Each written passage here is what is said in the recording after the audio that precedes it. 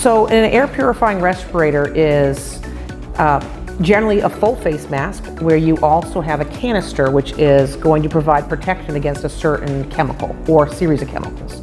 So the first thing we have to determine is the oxygen concentration available. If we are below 19.5% or above, say, 23% oxygen, then we don't want to wear air purifying respirator. We're going to revert over to a self-contained breathing apparatus.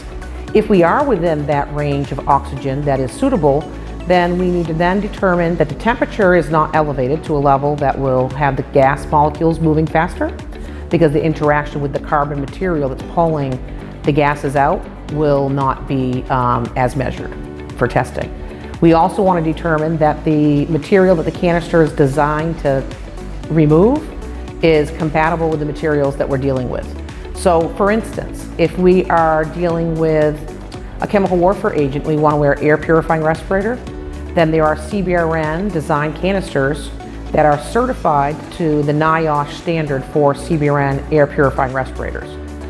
Anytime that you use an air purifying respirator, you need to make sure that the NIOSH certification is on the respirator itself, so the face mask, and on the canister.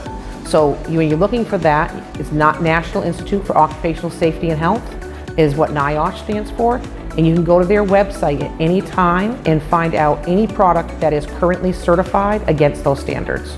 But again, watch out for elevated temperatures, low or high oxygen, and any time that the concentration of the material of interest exceeds its IDLH, immediately dangerous to life or health level, then you don't want to be wearing an air purifying respirator. Go to your SCBA as your best case scenario.